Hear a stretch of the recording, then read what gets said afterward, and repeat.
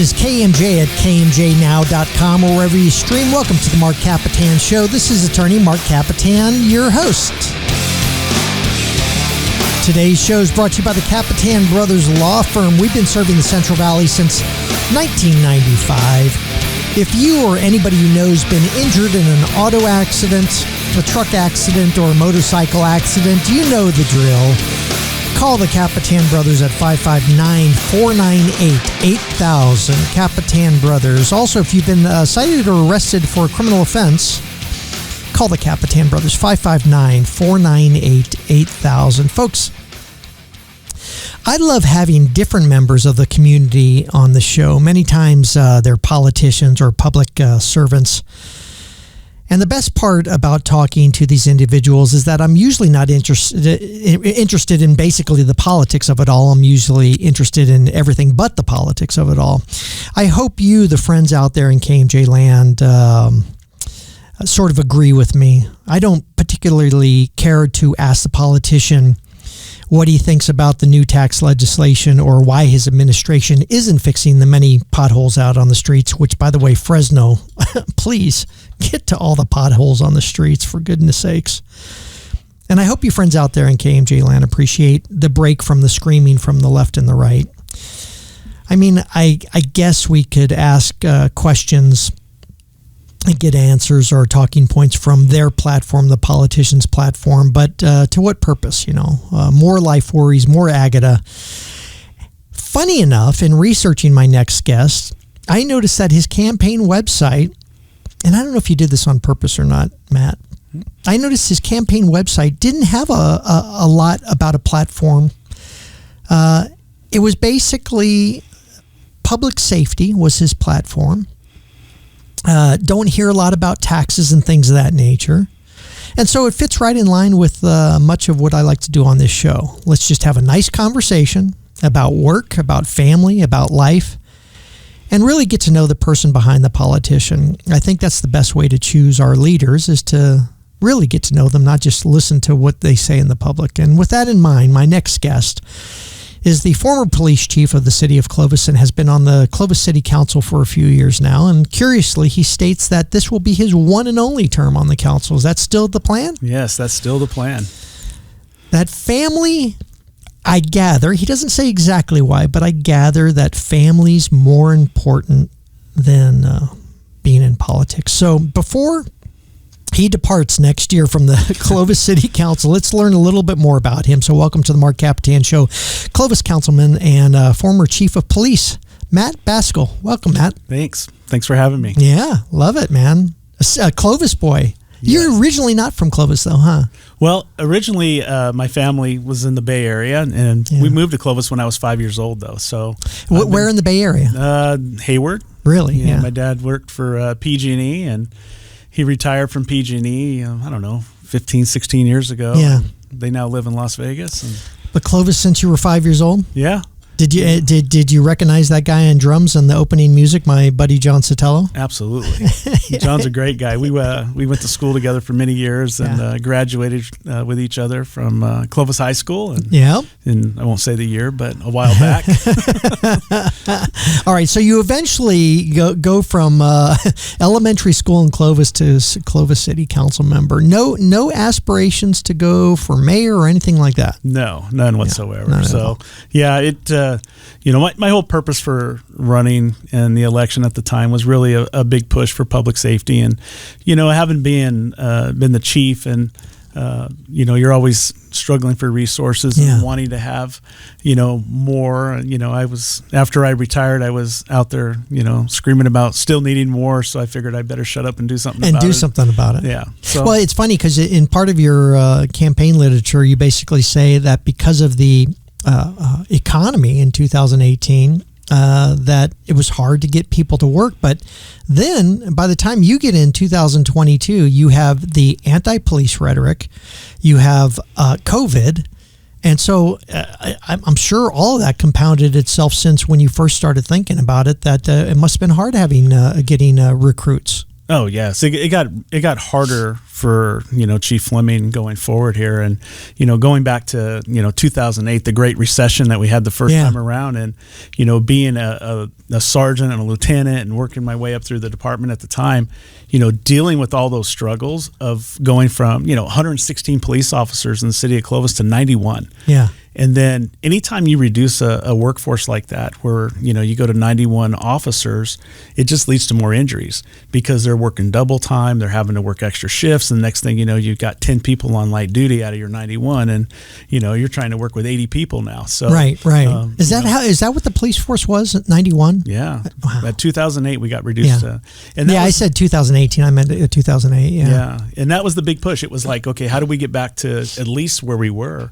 Yeah. At one point, and still I think maybe close to, is Clovis has the lowest staffing per capita of officers really of anybody else in the Central Valley at the time. We were below 1.0 per thousand. I sort of wanted to talk about that. What makes the difference between Clovis and Fresno as far as that's concerned? Because you go from one of the most dangerous cities in the United States to one of the you had a quote, basically the safest community. Safest number city one in the valley. So I was wondering what the parameters were. Yeah. So it was basically in the valley. It was always been on one of our top 3 goals is to be the safest city in the valley. So, did you see that there was a chance of that slipping away? Well, it did slip away one year. I think Kingsburg got us during that 2009, 10, 11 area. Really? Right there, where there was a time where our crime rates had gone up because we were, so short-staffed that, your response time become, decreasing in your ability to get there. Right. And that makes a huge difference. That's interesting because Kingsburg at one point was sort of rough. I mean, there was gang problems and stuff like that. And you think that there would be a huge difference between Clovis and Kingsburg as far as that's concerned. But at one point, they were the safest in the valley. Yeah. Yeah, wow. They got us. So it's just not a matter of socioeconomics or population or whatever it may be, or race culture wars or whatever, things of that nature. It's literally more of a policing factor. You think it really plays that big of a part of it all? I think so. I think a lot of it depends on your community too. In Clovis, we're super fortunate in that the community supports the police department. Yes. At one point we had a higher success rating than or approval rating than the fire department. Right. And, how does that happen? We were at 94% one year. And it's funny to even say that kind of stuff because we were talking before we started the show, we were talking about Mendota and Fireball and all these places. And a lot of people will say, oh, the population is not in favor of the police. They don't want the police around. It's like, no, they really do. It's the ones who are making the noise, whether they're uber liberals or whether they're part of the problem themselves. They're the ones that are causing all the noise and saying that there's we don't want the police around. But the general population, whether they come from here, from Mexico, from a socioeconomic class that's higher or lower, they want that added security and safety. Yeah, in Clovis, it was always that way. I was fortunate that to have such a community that supported the police department. Oh, yeah. When all those things were going on in different parts of the country, and we had a little bit of it. One time we had a march that came through town, as started in Fresno and ended in Clovis type of thing. But at the time, I'd worked with Chief Dyer, and we came to a peaceful resolution. Thank God, because it was there's always that potential that somebody's going to do something stupid, but. For the most part, though, the community really rallied behind us. I mean, when the anti-police stuff was going on, there were students bringing cookies and cards to the police departments. Really? Yeah, with their parents and saying, "Hey, we just want you to know we support our police department."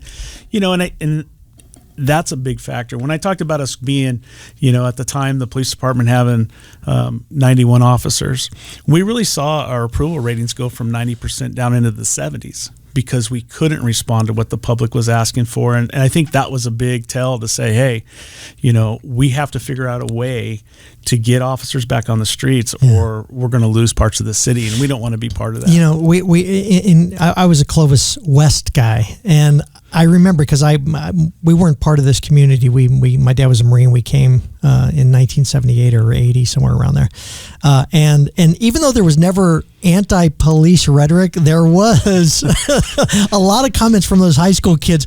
I hate the Clovis cops. I can't, because basically they were doing their job and watching out for their community. And it shows in the crime numbers and the crime statistics.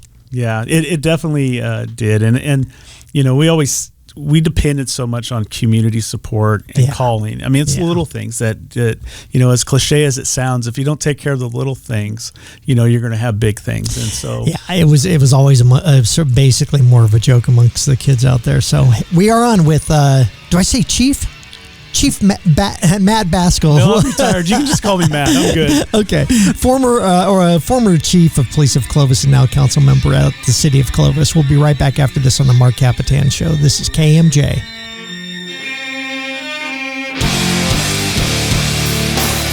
This is KMJ at KMJnow.com or wherever you stream. Welcome back to the Marc Kapetan Show. Folks, we have a new sponsor coming up next month, right, Marcella? Yeah, next month, but I'm going to give them a little shout out right now because I love these guys. Max's Bistro in Fresno.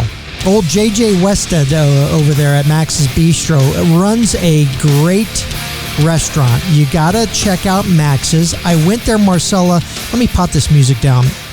Marcella, I went to Max's last night with the family, not because you just told me that they're going to be a new sponsor of the show, so I really appreciate it, but I went there last night with the family just coincidentally, and man, we had a great time. I love the atmosphere there. I had the pork chop, which was great. My brother Peter had the meatloaf, I think, and which I've always loved the meatloaf. And one of the family members had chicken. There was a couple next to us. They had a beautiful dessert and a nice little what do they call it? Stockholm 75. No, Stockholm Royale. One of the greatest drinks ever. Go to Max's. It is an excellent place. Max's Bistro. They say, what's their line, Marcella? That we love. Oh, you're going to have to get it for me. Max's loves you. Max's loves you. And you know why? Because you'll love Max's because they love you. They put a lot of love into their cooking and they put a lot of love into their service. The servers there are all great, the wait staff, and so I love them.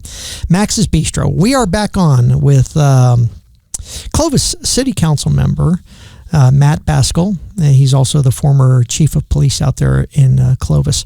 Hey, let me ask you something. So is it just a matter of politics? I know your wife was going through a pretty big struggle, Joni, right? Yes. Yeah. So, it just, when I stepped out and got into the political world, it really was just, I had such a focus on, I love the city of Clovis. Yeah. Everything about it is the community. Yeah. I spent my whole life here pretty much, and and I really do care about what the community is, and like like I said, we started talking about Measure Y, and can we get this passed to help fund the police department, and so that we didn't become just another city. I thought. And I still think what we have in Clovis is special. 125,000 people, and you're able to still remain being the safest city in the valley. That blows me away because I drive out there now towards Locan on Shaw Avenue and stuff, and you see the housing out there. And I remember when Clovis had like 30,000 people, 35,000 people, and you're saying 125,000 people. Yeah. Between 125 and 130 now. Was Measure P, Measure Y you said, right? Was that purely for the police department? No, it's a general tax. Comprehensive, yeah. Yeah, and it goes to everything. The focuses on it were, when we put that tax out, it was for the public too. And it was actually the public who said what they wanted from that tax. And public safety naturally came out as being the top priority of what they were looking for, but it also is to go towards road maintenances that need it. You talked about potholes. Yeah, potholes. Parks are a big deal. There's a lot of parks in our neighborhoods, and sometimes they don't get the maintenance they need. So landscaping issues and those kind of things is really what it's going to go to the overall quality of life in the city of Clovis. And it's funny you say the quality of life. We came here from the East Coast, and when we got here, they would talk about the Clovis way of life, and I could never understand. I thought, what's some gimmicky thing that is?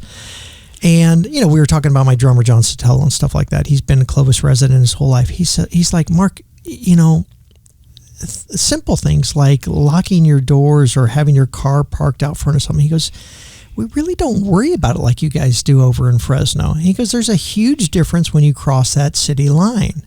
That it's part of that way of life, that we want safety, we want protection from the police, we honor and respect them.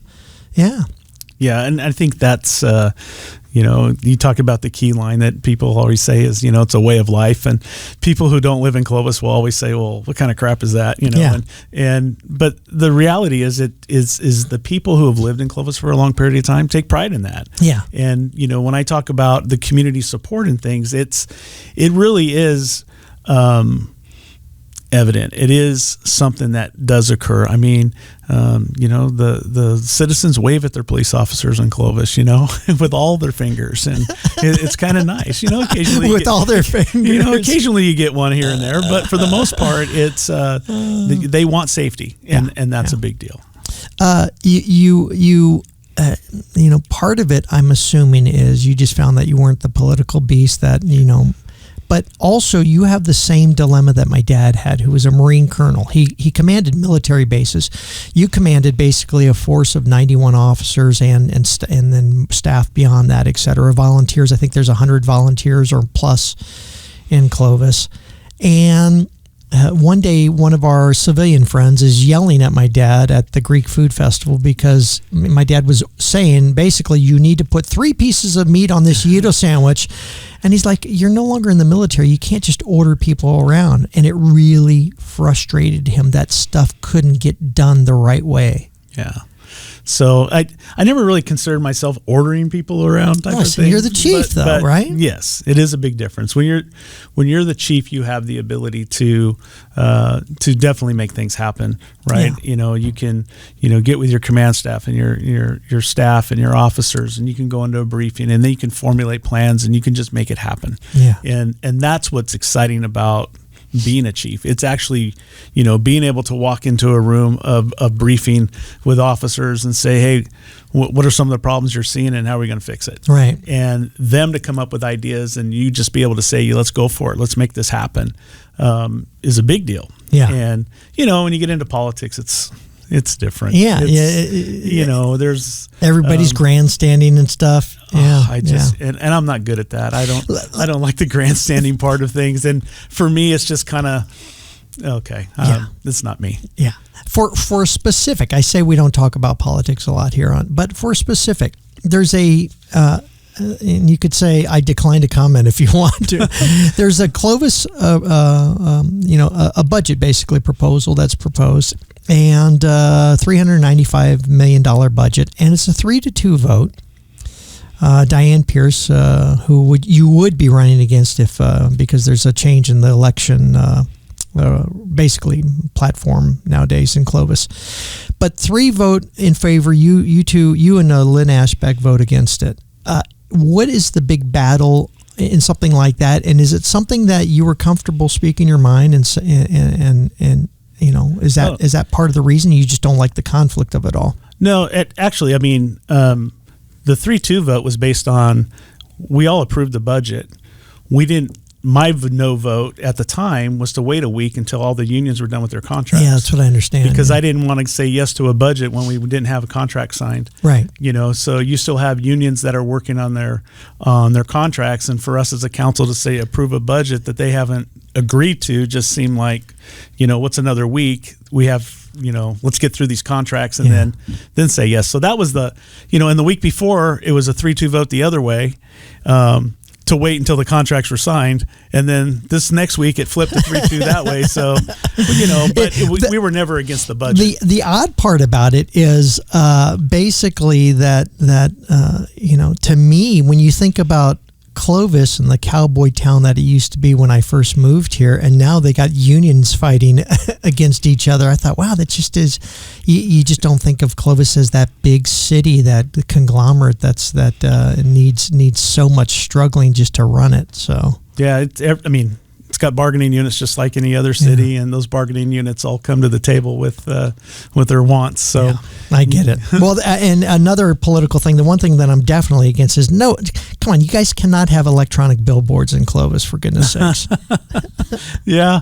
Well, there are some benefits to that. Yeah. You know, if you were to there's some benefits to the city that, they could also receive some revenues from it. That, my thing on that is if it limited the capacity on those billboards, right? They were in locations like along the freeway, like over by Granite Park in Fresno. Sure. That's a revenue generator for the city of Fresno. I get it. So for us, when we're always talking about certain things, it's like, could that money that's generated from a billboard that the city says yes to, could we take that money and put it towards our youth programs? Could we put that into our youth program that always gets cut? So there's always looking for another financial means. Listen, if I see that beautiful little downtown with all the cowboy buildings down there with electronic billboards, I agree with you there. Okay, that is not the intent of it. We are on with Matt Basgall. He's a Clovis City Council member and also former police chief. We'll be right back after this on the Marc Kapetan Show. This is KMJ.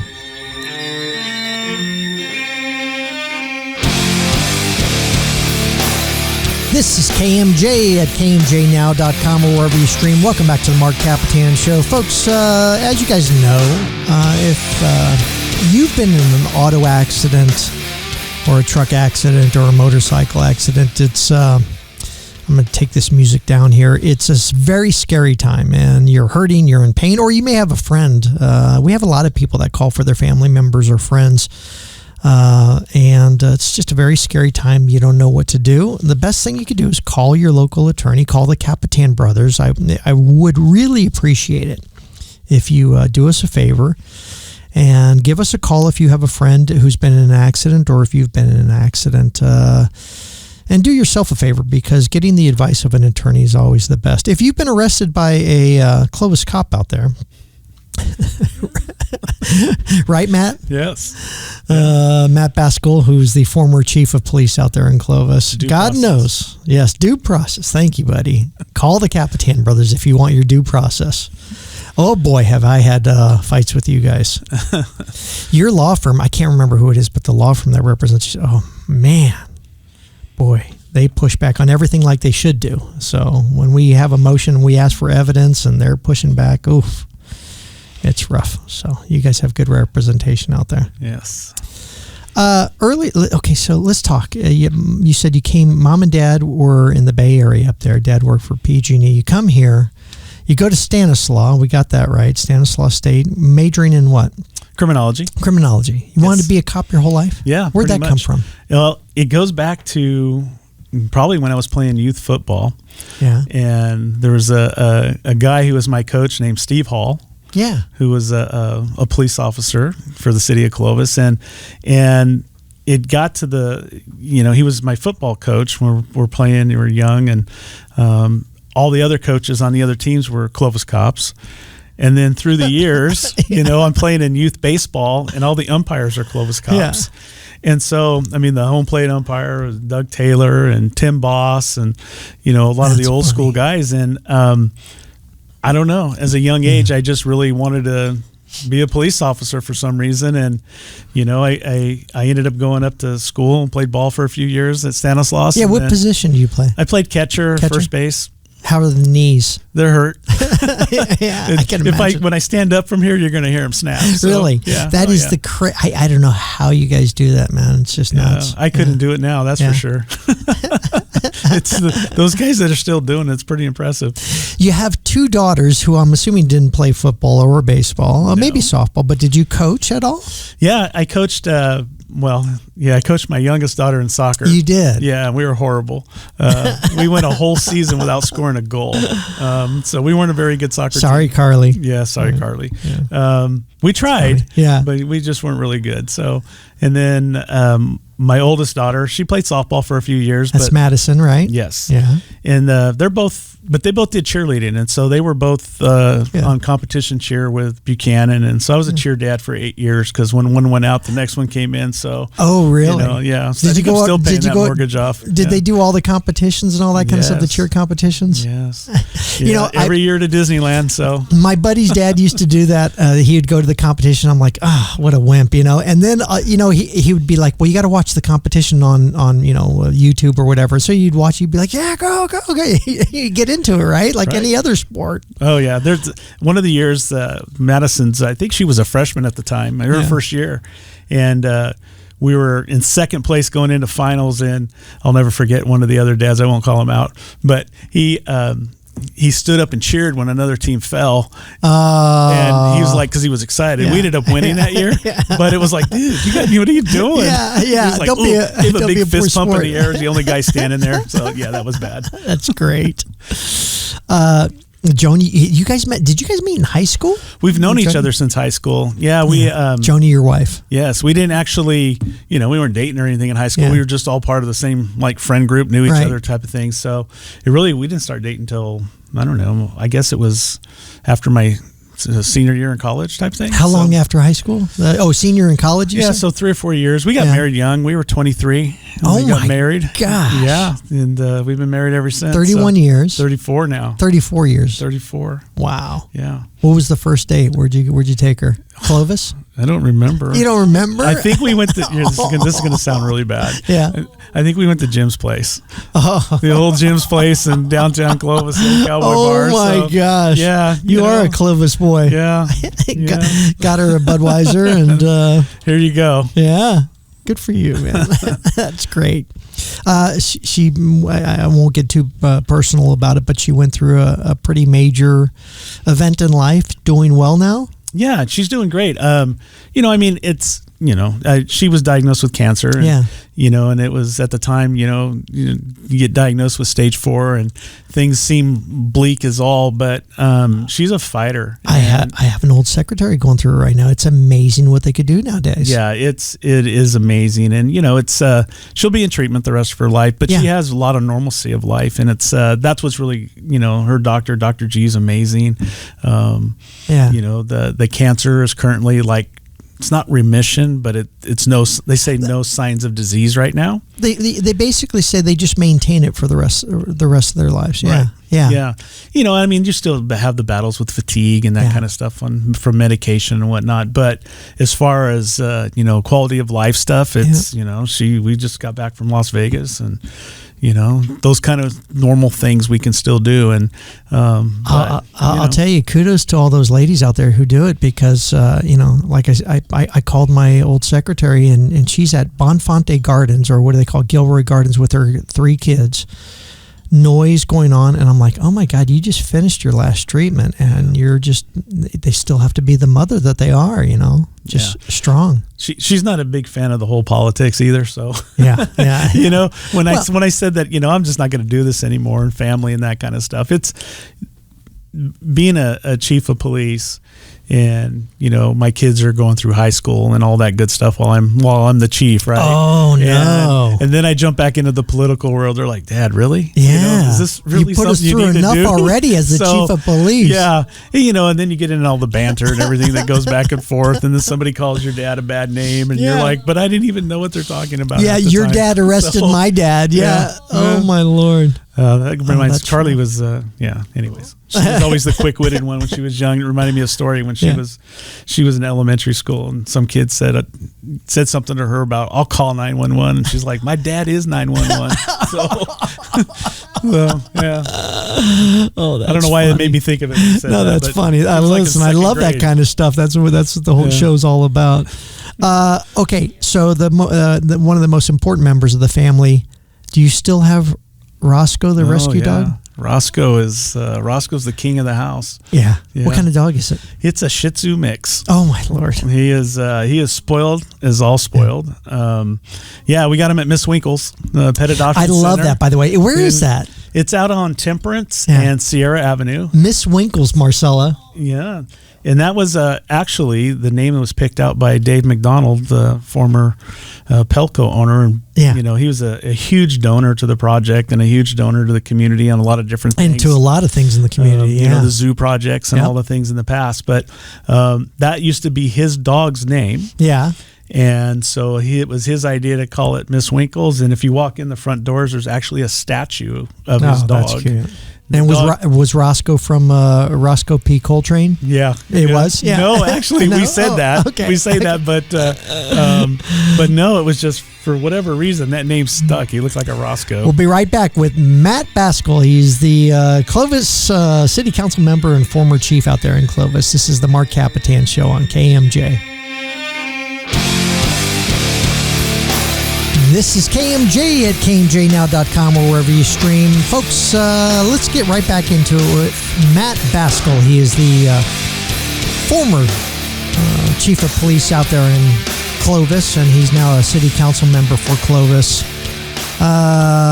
And he's going to serve his one term and be done with it. No, Matt, no sense that you would ever change your mind as far as that concerned? No, that's not going to happen. Not going to happen. I'm a one and done. You're one and done. Everybody says that. No, I'm one and done. I love the judges. They always say, I'm going to do one term to change the system, and I am going to be taking a pay cut. And you're like, no, you're not. You're going to get a really great paycheck. So yeah, they're not going anywhere. Yeah, exactly. Hey, let me ask you something. We used to do Clovis Court. Judge McIntosh. Oh my gosh, I just remembered. Yeah, Judge McIntosh was out there, and before her. Darn it! What was his name? I can't remember his name. Former CHP guy. Love the guy. Anyway, can't think of his name. And it was great going out there because it was a whole relaxed thing out there. You would go to Clovis, eat at a little restaurant there. I see the urban sprawl occurring. You say that the city of Clovis is now going to a district system where there's going to be different districts for the political positions, etc. Is it inevitable that a beautiful little town like that eventually starts losing some of that small town charm? I think it's possible, and you really have to fight to keep it. And I think that's something we've been doing for several years actually. As we plan out the city and we do different things, we really have to control the growth as a city. I mean, focus on not just build to build, because hey, we need 800 rooftops, so let's build. Right. We need to be, especially going forward with all the different issues that are out there, their water and sewer and all those things that come into play. But I don't know what it's like being on a city council, obviously, but I always dream that at some point, can someone stand up and say, okay, that's it. We're big enough. We're not going to allow more residents. We're not going to allow more houses. We don't ever want to lose that. Or is there always that sense of we need more money, builders are going to build more houses and we'll get more tax dollars? I think if you talk to most citizens, they would say, we're done. Most council members may even say that. We don't want to build anymore. We want to keep our city the way it is.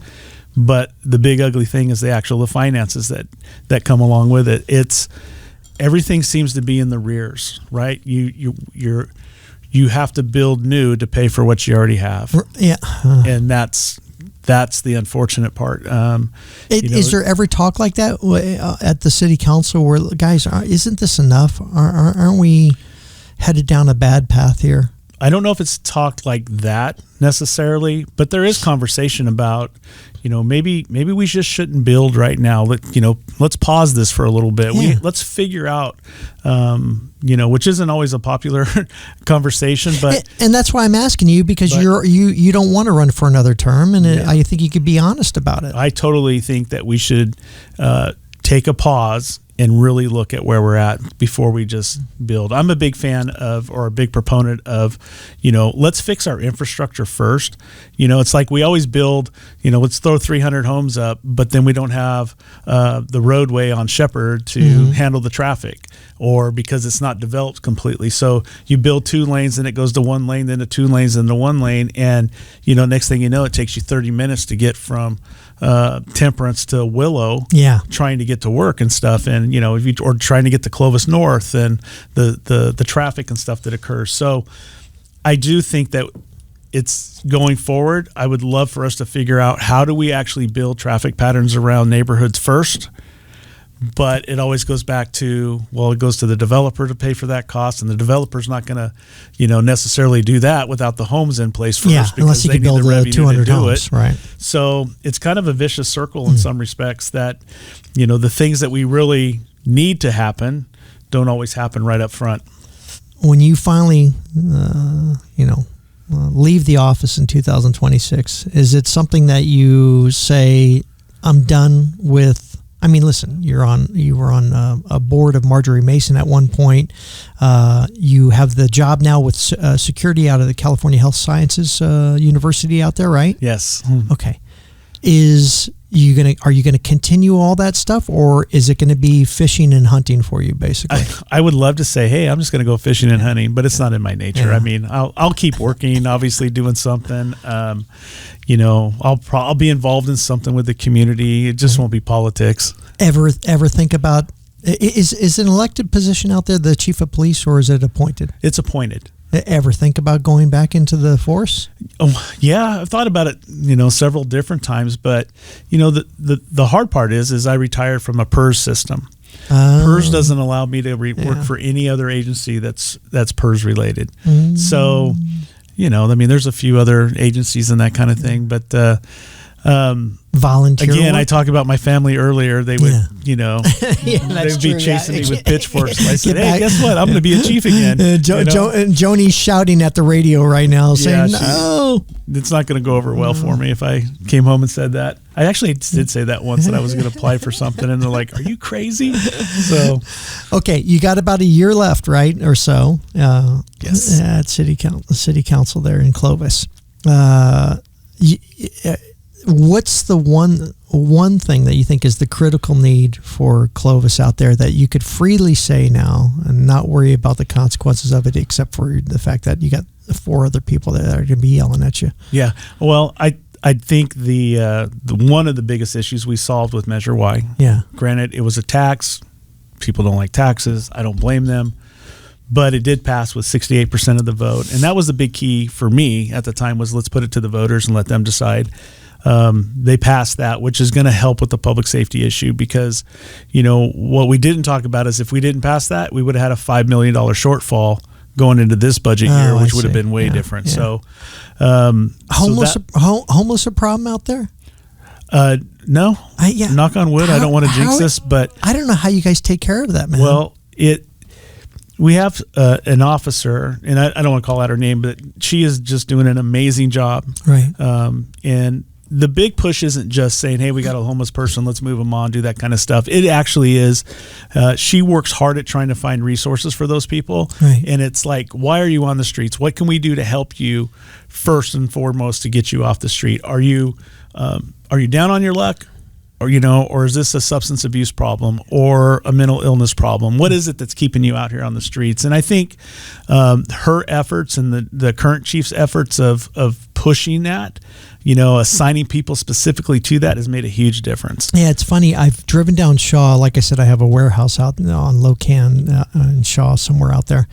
And I've seen on multiple occasions that they'll have a person pulled over, and before it would have been, tackling them to the ground in handcuffs, thrown in the back of the car, and you see them. There's like 2 or 3 officers there, and then another person that's probably the one you're talking about that are just sitting there talking to the guy. Eventually, there's a hookup, because I think it has to go to that point to where we're going to sort of take him into custody and assess where he needs to be. But it is the nicer, gentler version of the Clovis Police Department, I think. Yeah, and there is along with the officers, there's also, we have mental health specialists now that are assigned to the police department through the county of Fresno as part of a big program that they've done as well. So it's a team effort. And that's been huge. Okay, I said we wouldn't talk politics, so it's fishing for you, right? You Colorado, and where do you go to? Wyoming, Colorado. Yeah, Colorado, Wyoming, and this year I'm going to get to go to Oregon. So what do you hunt? What do you hunt for up there? Oh, elk hunt. Yeah. Oh, wow, really? So, have you done that yet? Have you done? And I have not got one yet. So eventually, if I don't get one this year, it's never happening for me. So I heard that's one of the hardest things to get to, and especially because they only give out so many tags. And it's challenging for sure. And I have zero patience and sit still like I'm supposed to. Poor Joni. Yeah. Sorry, Joni. My friends make fun of me all the time because they see me wandering through the woods and roads and like, what are you doing? You're not going to get anything done. I know. You're headed towards retirement. Good for you. All right, Matt Basgall, thanks for being on the show, Pat. Thank you. Appreciate it. We'll see you next week on the Marc Kapetan Show. Thanks to my wonderful producer, Marcella Solorio Taylor. This is KMJ.